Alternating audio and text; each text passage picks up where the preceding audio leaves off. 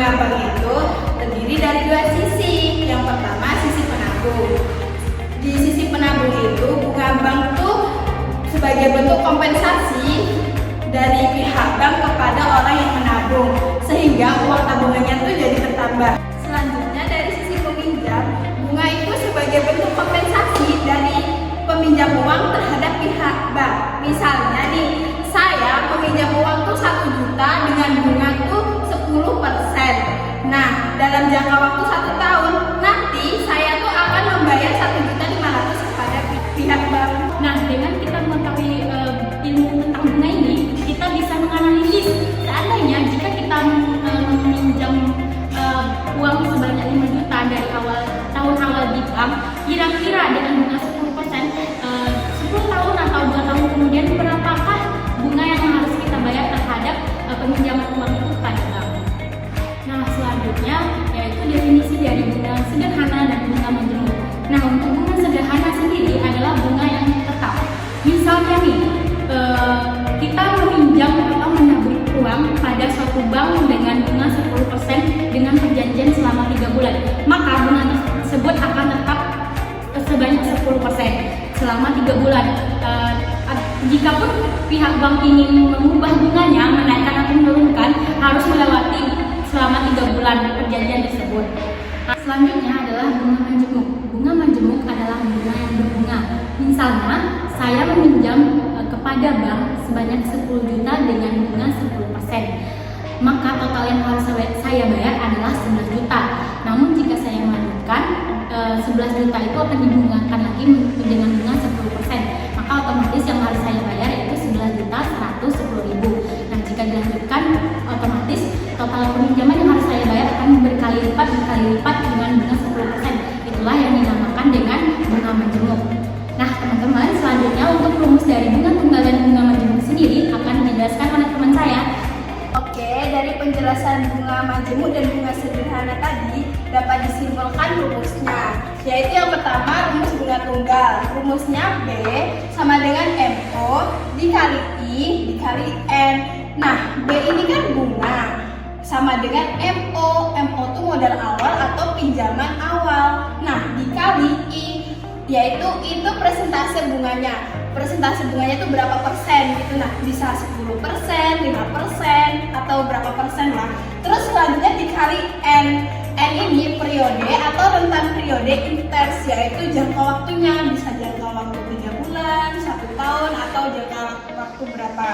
Nah, modal akhir bisa dicari itu dengan rumus M sama dengan MO tambah B. Nah, M kan modal akhir sama dengan MO modal awal, terus ditambah B-nya tuh bunga dari yang rumus ini tadi. Nah, selanjutnya bunga majemuk bisa dicari secara manual atau tanpa rumus. Nah, mencari modal akhir bisa menggunakan rumus M sama dengan MO dikali dalam kurung 1 ditambah I pangkat N. Nah, M ini kan modal akhir. Nah, sama dengan MO modal awal atau pinjaman awal. Nah, dikali dalam kurung 1 ditambah I. I kan persentase bunga. Nah, berapa persennya gitu. Nah, terus pangkat N periodenya berapa bulan atau berapa tahun. Nah, selanjutnya contohnya akan dijelaskan oleh teman saya. Di sini saya akan menjelaskan contoh soal pertama. Soalnya, tentukan bunga sederhana dari 750 untuk 4% dalam waktu 1,5 tahun. Berapakah nilai akumulasinya? Sini kita sudah tahu rumusnya. B sama dengan MO dikali I dikali N. Sini kita buat apa saja yang kita ketahui dari soal tersebut. MO-nya sama dengan 750, I-nya sama dengan 4%. Bisa kita desimalkan dari 0,04, N-nya 1,5 tahun.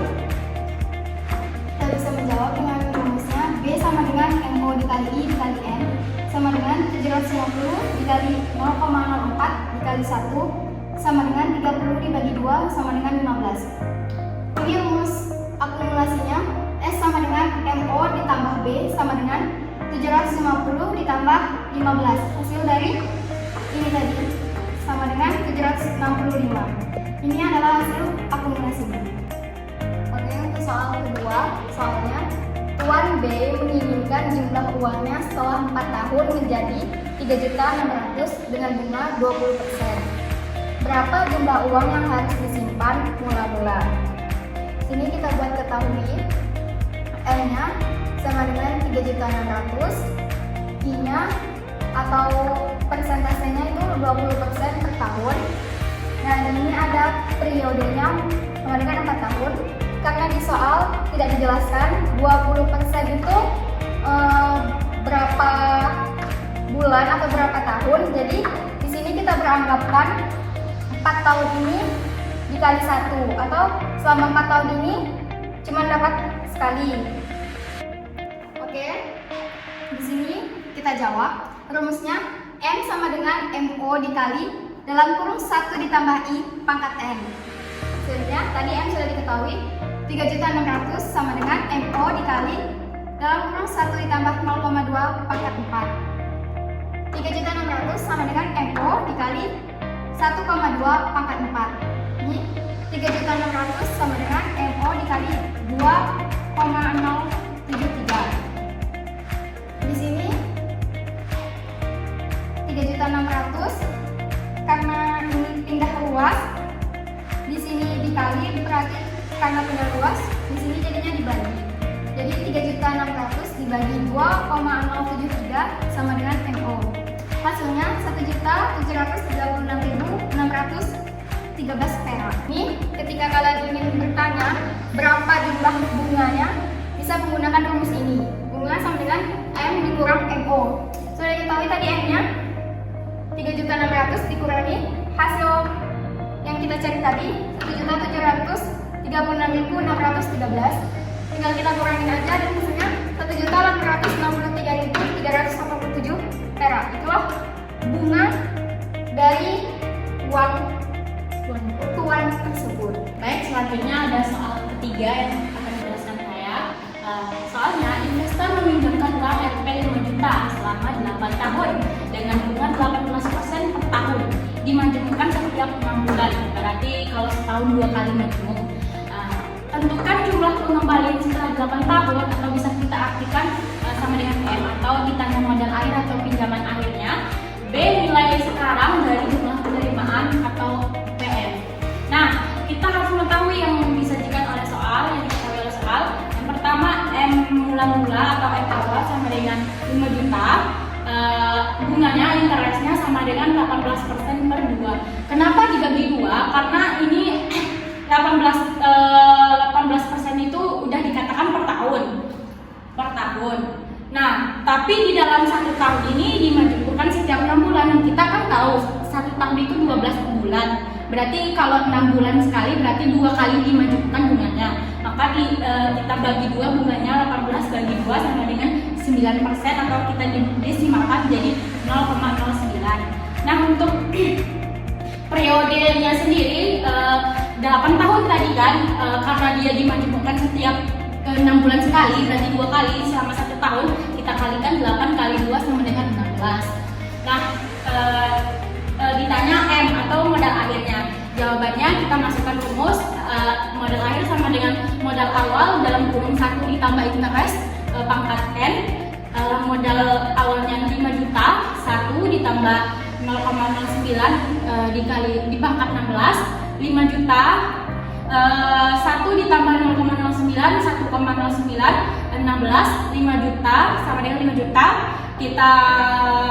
Kita pangkatkan ini menjadi 3,970.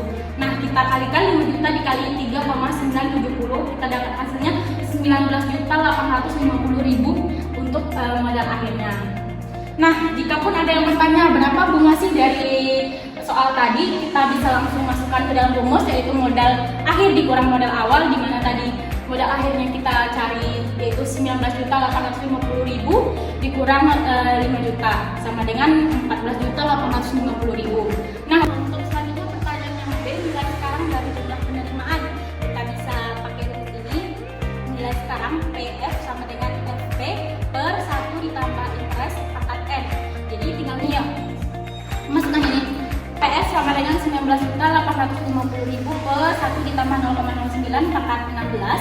Tinggal kita kerjakan, yang dimana kita dapat hasil 19.850.000 per 3,970 dibagi menjadi 5 juta. Nah, sebenarnya PF ini bisa kita artikan sebagai rumus untuk menjadi modal awal.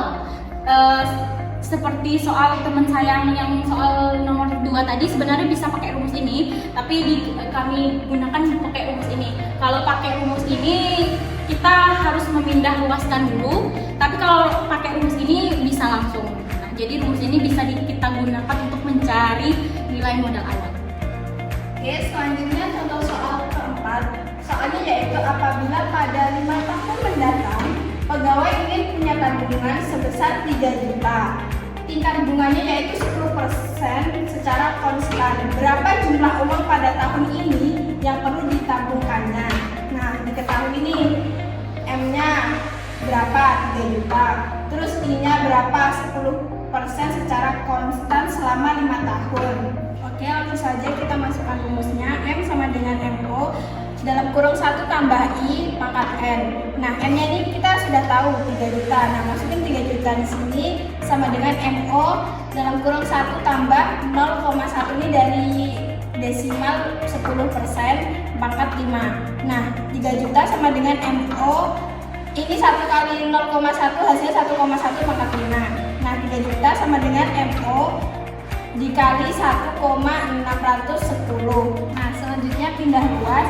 Ini 3 juta dibagi 1,610. Nah, hasilnya tuh 1.863.354.000. Nah, jadi jumlah uang yang perlu ditabungkan pada tahun ini yaitu sejumlah 1.863.354.000. Sekian penyampaian dari kami.